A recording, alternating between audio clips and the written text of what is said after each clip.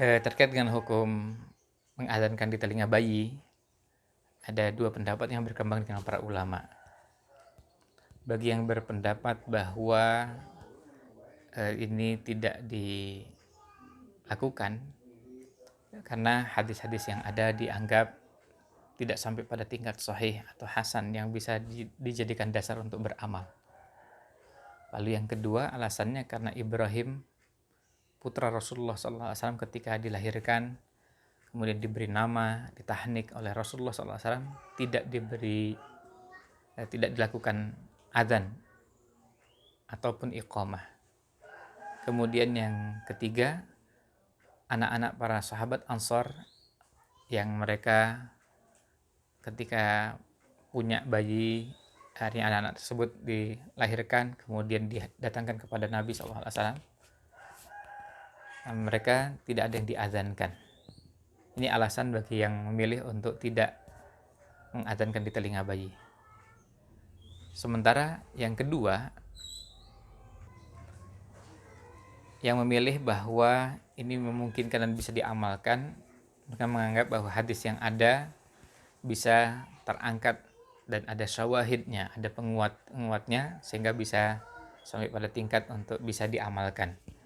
Yang kedua, adanya contoh dari beberapa ulama salaf, diantaranya Umar bin Abdul Aziz yang beliau mempraktekkan mengadzankan di telinga bayi. Nah, inilah gambaran dua pendapat yang berkembang di kalangan para ulama tentang mengadzankan di telinga bayi. Maka, dan ini semua tentunya bahasannya masuk ke dalam bahasan yang berhubungan sunnah, tidak sampai pada tingkat wajib. Maka kita belajar untuk saling menghargai.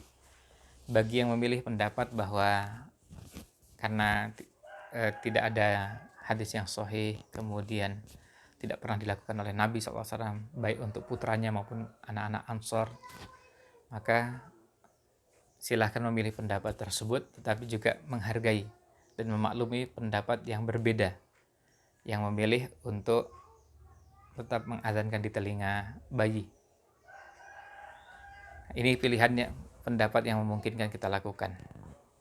Dan kalau mengenai hadisnya, paling tidak ada 3 hadis yang kita kenal. Yang pertama hadis Abu Rafi radhiyallahu an ketika beliau mengatakan ra'aitun nabiyya sallallahu alaihi wasallam adzana fi udhunil hasani yauma waladathu Fatimah. Saya melihat Nabi sallallahu alaihi wasallam mengadzankan di telinga Hasan pada saat dilahirkan oleh Fatimah. Yang kedua, hadis dari Husain bin Ali bin Abi Thalib radhiyallahu an, mamin mauludin yuladu, tidak ada seorang bayi yang dilahirkan lalu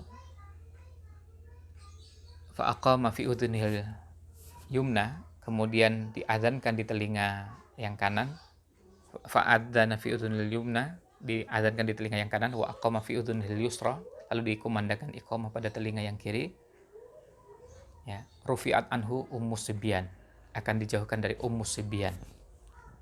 Ada yang mengatakan ummus sibyan itu adalah angin atau gangguan yang bisa berdampak negatif pada anak, termasuk bahkan bisa membuat anak pingsan. Nah, kemudian kita dapati juga hadis yang ketiga dari Ibnu Abbas radhiyallahu anhuma dengan redaksi bahwa Nabi sallallahu alaihi wasallam adzana fi udhunil Hasan fi udhunil yumna wa aqama fi udhunil yusra. Jadi Nabi SAW mengadzankan di telinga Hasan mengadzankan di telinga yang kanan dan iqamahkan di telinga yang kiri.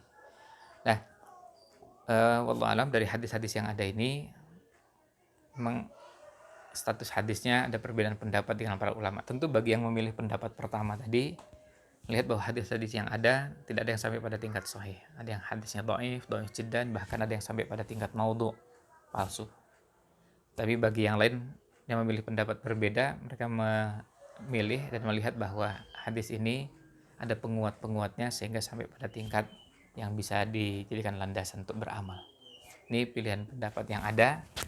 Mari kita belajar saling menghargai perbedaan pendapat yang ada di kalangan sesama kaum muslimin. Wallahu a'lam.